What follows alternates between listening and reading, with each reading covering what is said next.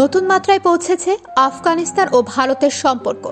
তালেবান সরকারের বিবৃতিতে জানানো হয়, আফগানিস্তানের পররাষ্ট্রনীতি সমতা ও অর্থনৈতিক গুরুত্বের ভিত্তিতে গঠিত।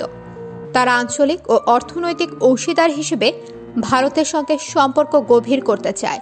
ভারতের পররাষ্ট্র মন্ত্রণালয়ের তথ্যমতে, আফগানিস্তানের অনুরোধে প্রথম ধাপে দেশটির স্বাস্থ্য খাতে সরঞ্জাম সরবরাহ এবং শরণার্থীদের পুনর্বাসনে সহযোগিতা করা হবে।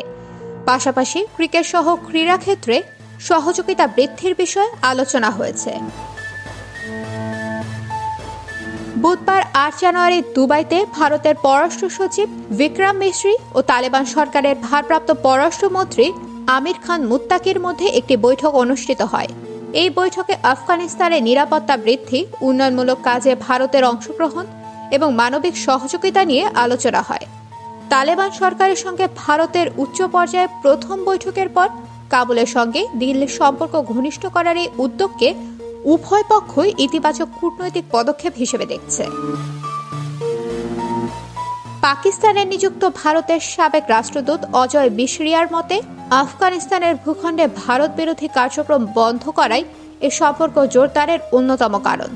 অপরদিকে তেহরিক-ই-তালেবানের কর্মকাণ্ড এবং পাকিস্তানের সামরিক পদক্ষেপের কারণে আফগানিস্তান-পাকিস্তান সম্পর্ক শীতল হয়ে উঠেছে।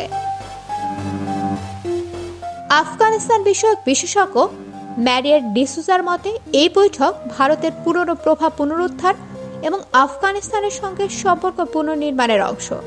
চীনের উপস্থিতি ও প্রভাব মোকাবিলা করাও ভারতের কৌশলের গুরুত্বপূর্ণ অংশ। অজয় বিসারিয়া আরও উল্লেখ করেন, আফগানিস্তানের প্রতি ভারতের মানবিক সহায়তা ও কৌশলগত পদক্ষেপ উভয় দেশের জন্য ইতিবাচক। তালেবানের কাছেও ভারতের এই অবস্থান এখন স্পষ্ট হয়ে উঠেছে। এই উচ্চ পর্যায়ের বৈঠক আগের উদ্যোগগুলোর ধারাবাহিকতায় তালেবান ও ভারতের সম্পর্ককে নতুন উচ্চতায় নিয়ে যেতে গুরুত্বপূর্ণ ভূমিকা পালন করছে।